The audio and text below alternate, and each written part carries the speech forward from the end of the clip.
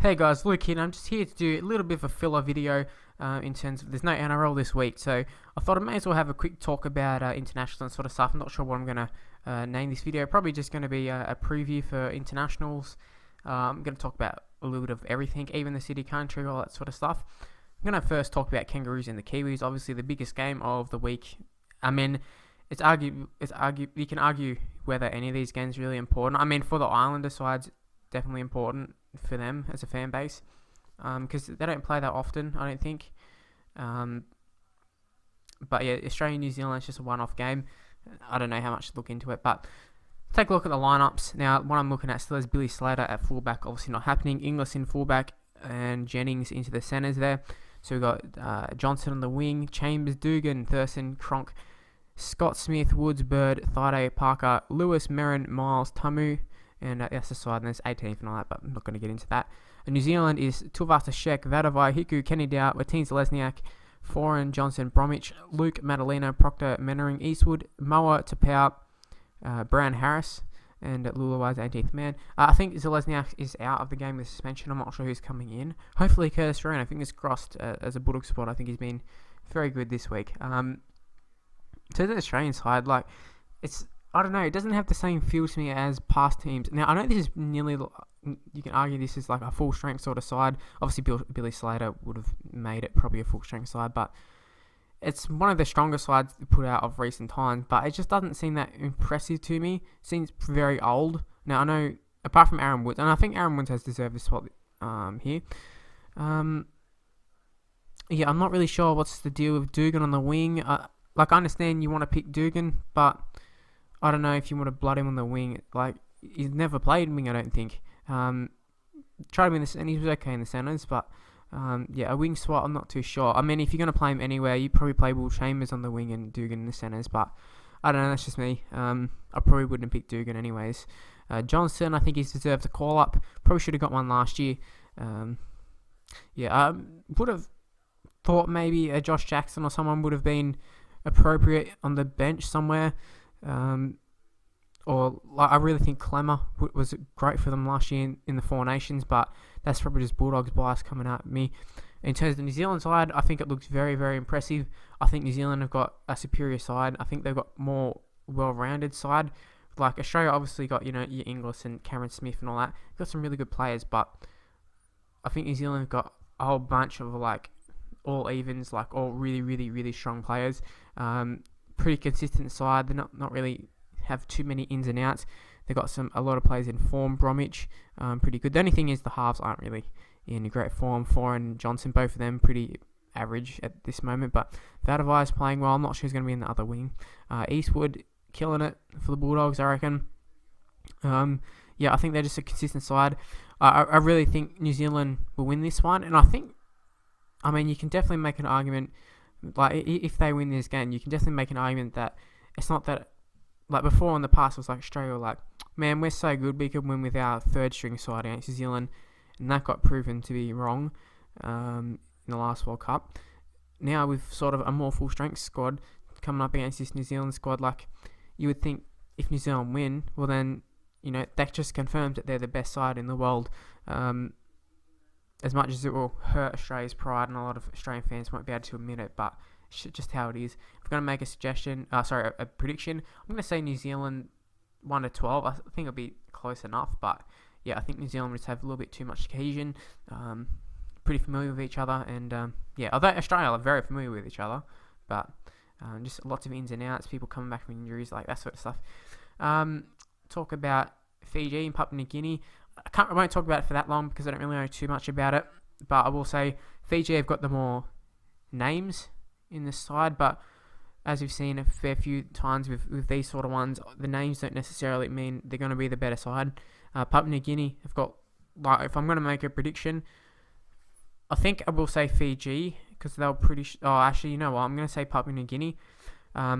Fiji, probably I would have picked them if they had all the sims, but they've just got the one. But yeah, PNG, I'm picking them based on the fact that they've got the Queensland Cup side. A lot of them play with each other week in, week out. Well, at least that's what I'm assuming. And then you throw in some decent players in there. Nene McDonald from Roosters. I'm probably missing some people. That Luke Page dude's a bit of a sensation. Ray Thompson, I should say. And I think there are a few other people, Reece Martin, Tyson Martin, stuff like that, sort of fringe players. But I think just them being a lot more familiar with each other, once again, like I said, with the New Zealand squad, the fact that they play week in, week out, a lot of these guys, well, I could just be talking about my ass, but I definitely know they've got a Queensland Cup squad, and you'd assume that most of their side will be made up of that. I just think they'll be too strong, too familiar with each other. Say, I don't know, I'm not even going to give a score because I don't know too much about it. Samoa and Tonga, probably a little bit more familiar with these two squads. Let's go over Samoa. They got Armia, Asiata, Kaziano, Leilua, Letelli, Lisoni, Louis, Pat Mataudia, Maguire, Moga, Peru, Pritchard, Simona, Sio, Su, Tumavavi, and Vito. And Tonga is Lolahia, Tafua, Harold Carter, Fanua, Langi, Luani, Fioso, Polatoni, Taripo, Manu Ma'u, and we've got Takahio, and we have Feki, Masila, Kafusi, Vita. Totally honest with you, I don't know how. I think the Tonga side was in order, but the Samoa squad not so much. I don't really know where everyone's going to be playing. Sort of seems to be all over the shop. Both don't really have any noted halves pairing by the looks of things. I know Langy's played a fair bit there, but yeah, I don't really know. Look, Lola here, pretty good for Tonga. Maybe he might slot. I don't know. I really don't know what's going to happen. Looking at the squad, I think Feki should be in the squad somewhere. I think he's a better player than Fanua, but he's on the bench. Yeah, if I had to pick, I'm going to say Samoa. So I think they just got... I know I was talking about the names don't necessarily matter that much, but I think, Big Casiano, Armia's been playing good, Leilua, Letelli's pretty solid, Lou, Josh Maguire, great player, Frank Pritchard, Tim Simona in great form, Daniel Vito, he is. They got a lot more noted players, and they're sort of both thrown together, so I think they'll be the better of the two. I'm not going to give a score either because I don't really know. And City Country, that'll be the last one I'll talk about. The City team is Moylan, Tedesco, Roberts, Blake, Tupou, Reynolds, Austin, Fafita, Pete, Clemmer, Sirenen, Graham, Peachy, and the bench is Paulo, Campbell Gallard, Evans, Clark, and the countryside is Mead, Uarte, Croker, White, and McManus, Bird, Maloney, Finucane, Hinchcliffe, Snowden, Thompson, Frizzell, Jackson, and the bench is Rain, Vaughan, Tarek Sims, and Ryan James. I gotta say, there's lots of omissions in this team, and it's a little bit confusing. Now, Bulldogs bias going to come out here, but Aiden Tolman's been playing the last few years for Country, I believe, and I just find it I'm a little bit perplexed as to why he's not picked. You would think he'd be a little bit higher on the poll than Paul Vaughan. Not that I don't think Paul Vaughan's a bad player. I think he's a great player, and Shannon Boyd and stuff. But the fact that he's not in the squad, I don't get it. I know Tolman might not be the Origin player, but I think he's definitely good enough to be playing for the fucking City Country. No one even gives a shit about City Country except for some of the players. In terms of both sides, who I think is going to win, just looking at the sides, I think it's pretty even. I'm going to say Country because I think the City backline's pretty weak. Not weak, but I don't know, lots of young dudes. I mean, Moylan's pretty okay. Tedesco's alright, but he's on the wing. Wonga Blake, I don't understand him playing. I mean, Tedesco's played centre before. He played for Italy at centre, so he could have played there possibly. Could have thrown someone else on the wing. James Roberts, I think he definitely should be in there. I'm not sure if he'll end up playing wing or centre or what's going on there. I think Clemmer for Fafita, I think that's a real good pairing in their forward pack. Josh Reynolds, I'm really hoping he has a really good game. He's really got to step up. Him up against Maloney, battle of 5'8", although I think there's a good chance that it just could be Hawkinson and Pearce. Both of them aren't playing. There could be a good reason for that. I mean, obviously they know what they're capable of, but that could just be smoke screen to say, we've already picked them, don't get injured. In terms of countries, I'm not really sure what's to go with Jack Whiten playing centres, David Mead at fullback. Jack Whiten plays fullback for Country. I think he's been playing very well at fullback. He plays fullback for the Raiders, not Country. And I think he's been playing very well for the Raiders at fullback. David Mead is a winger.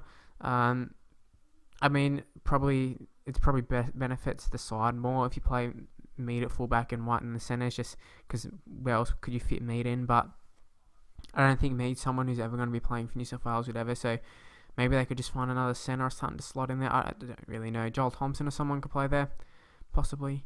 Halves, Jack Bird and Maloney. Jack Bird, I think, has been pretty strong. I'm not sure if he's sort of going to be out of his depth of this sort of stuff, but I mean, it's only a city country, so probably not. Josh Jackson at lock, pretty good there. Hinchcliffe at hooker, I'm not really sure what's to go there.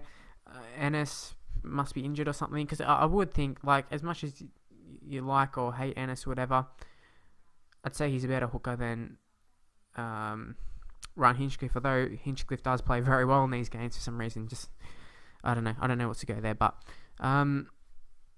yeah, it looks like Ennis possibly out of the frame for Origin ever, but yeah, I'm not even sure who'd be the backup. Mitch Rain on the bench there. If I had to pick a winner, I'd say Country. Just I like their forward pack a lot better, and I think their back line sort of stacks up against them pretty okay. We've got both Newcastle dudes on the wings. And yeah, it should be a good battle. Hopefully Josh Reynolds has a great game and all the Bulldogs do for the sake of the Bulldogs and, for New South Wales. Alright, thank you for watching, guys. I'm not sure what the gameplay was going to be, but I don't know, you'll be able to see it. If you want to leave a like, that'd be very much appreciated. Subscribe to my channel for all other stuff. And yeah, if you want to follow me on Twitter, at Mr. Luke on YT is my Twitter handle. And I've got a Facebook page in the description below. And this is where I'm going to leave the video. Once again, thanks for watching, guys. And I'll see you next time. Bye, guys.